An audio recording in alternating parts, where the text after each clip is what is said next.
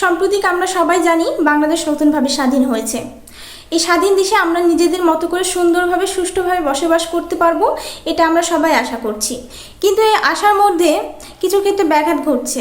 একটা কথা আমাদের এই সময় এখন একদম যথাযথভাবে মিলে যাচ্ছে, সেটা হলো স্বাধীনতা অর্জনের চাইতে রক্ষা করা কঠিন। আমরা অনেক ত্যাগ তিতিক্ষা, অনেক শহীদের লাশ, অনেক রক্ত সব ডিঙিয়ে নতুনভাবে দেশ স্বাধীন করেছি। এই স্বাধীন দেশে এসে এখন তৈরি হয়েছে নতুন আরেকটা সমস্যা, যে যার মতো করে পাচ্ছে দাবি দাবা নিয়ে চলে আসছে। নতুন নতুন দাবি, অযৌক্তিক সব দাবি, সেগুলো নিয়ে উপস্থাপন করছে। নতুন অযৌক্তিক দাবিগুলোর মধ্যে অনেকগুলোই রয়েছে, কিন্তু সবচাইতে বেশি ভয়ঙ্কর একটা দাবি হলো 2024 সালে যারা এইচএসসি এক্সাম দিত তারা এখন চাচ্ছে অটো পাস। এটা খুবই মারাত্মক একটা ভয়ঙ্কর একটা দাবি চাচ্ছে তারা, কারণ শিক্ষা জাতির মেরুদণ্ড, আর শিক্ষার মূল্যায়ন করা হয় একটা পরীক্ষার মাধ্যমে। সেখানে পরীক্ষা না দিয়ে শুধু অটো পাস চেয়ে গেলে তো হবে না।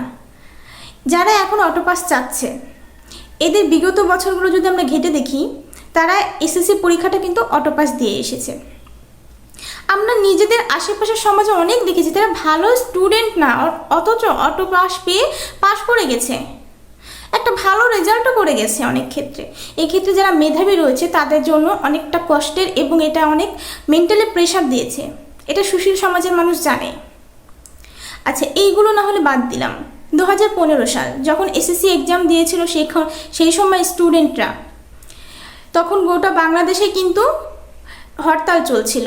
সেই হরতালের সময় শুক্রবার আর শনিবার তারা পরীক্ষা দিয়েছে সারা সপ্তাহ পর। তখন তো তারা অটো পাস চায় নাই। এখন অনেকে বলবে যে সেই সময় তারা জানতো না অটো পাস। আচ্ছা ঠিক আছে, এটাও একটা যৌক্তিক ব্যাপার যে তারা জানতো না।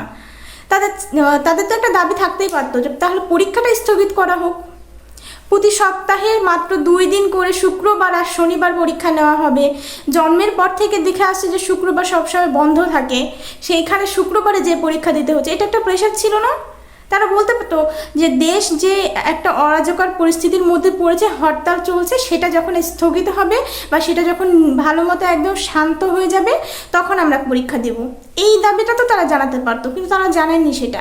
তারা সরকার যেটা বলেছে সেটাই শুনেছে, কারণ তারা বিশ্বাস করতো যে যাই হয়ে যাক পরীক্ষা দিতে হবে, পরীক্ষাটার মূল্যায়ন করতে হবে। কিন্তু এখনকার জেনারেশন, খুব বেশি গ্যাপ না কিন্তু, 2015-2024 খুব বেশি গ্যাপ না। তারপরও তাদের যৌক্তিক দাবিগুলো কীরকম আর এখনকার যে অযৌক্তিক দাবি সেগুলো কীরকম। আচ্ছা, এবার 2018-19 সেশনের কথা বলি। যে সময় পড়াশোনা করার জন্য যে তৃতীয় যে ধাপটা আছে, মানে এইচএসসি এক্সামের পরে এসে অনার্সে ভর্তি হওয়ার বিষয়টা, 2018-19 সেশনের ছাত্রছাত্রীরা গ্র্যাজুয়েশন 4 বছরে যেখানে শেষ হওয়ার কথা, বিশেষ করে ন্যাশনাল ইউনিভার্সিটি, সেখানে 7 বছর কমপ্লিট হয়ে গেছে, এখন পর্যন্ত তারা গ্র্যাজুয়েশন করতে পারেনি। কারণ কি? কারণ এই যে নার্সারি থেকে একদম ইন্টারমিডিয়েট পর্যন্ত সবার অটো পাস দেওয়া হয়েছিল, সবাই এক ক্লাস থেকে আরেক ক্লাসে যেতে পেরেছে। কিন্তু এই যে যারা ভর্তি হয়েছিল 2018-19 সেশনে, তখন থেকে তারা কিন্তু কোনো অটো পাস পায়নি। তাদের 2.5 থেকে 3 বছরের মতো এই সময়টা লস হয়ে গেছে, ইয়ার লস হয়ে গেছে। এটা কে দিবে? এটা জাতি কি প্রশ্ন করতে পারে না? যারা অযৌক্তিক দাবিগুলো করছে তারা কি এটা বুঝতে পারে না যে তাদেরও তো এই যে বছরগুলো চলে যাচ্ছে? আমরা দাবিটা কেন করেছি? এই আন্দোলনটা কেন হয়েছিল? ছাত্র আন্দোলন 2024-এ হয়েছিল যে কোটা আন্দোলন তুলে ফেলতে। এই কোটা আন্দোলনটা কেন হয়েছিল? যেন নির্বিঘ্নে চাকরি পায়। এখন চাকরিটা আমরা কেন করব? নিজের জীবন মাত্রাগুলোকে বাড়ানোর জন্য। এখন চাকরিটা করার জন্য নির্দিষ্ট আমাদের বাংলাদেশে একটা সীমা রয়েছে, বয়স সীমাটা হলো 30। যদি 2.5-3 বছর গ্র্যাজুয়েশনের এমনিতেই চলে যায়, তাহলে একটা স্টুডেন্টের 2-1 বছর তো লস হতেই পারে কোনোভাবে।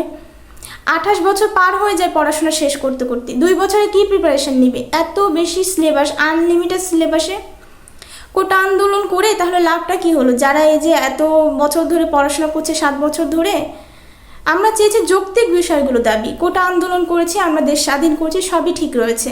কিন্তু এই যে স্বাধীন দেশে এসে অযৌক্তিক কথাগুলো, যে অটো পাস চাই, অটো পাস চাই, কেন ভাই? অটো পাসের কী দরকার? তোমাদের মূল্যায়ন তোমরা নিজেরা নিজের পরীক্ষা দিয়ে করতে পারো না?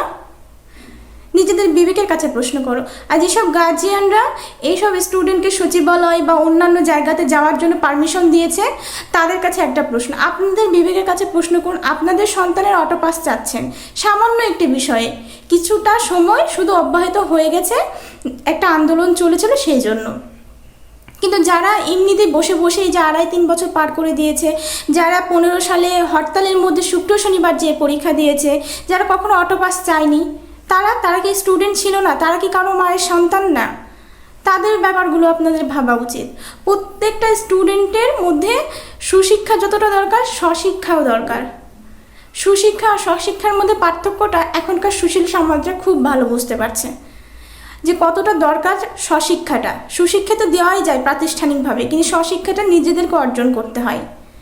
যাদের মধ্যে স্বশিক্ষা থাকবে তারা এই অযৌক্তিক দাবিটা কখনোই মেনে নেবে না।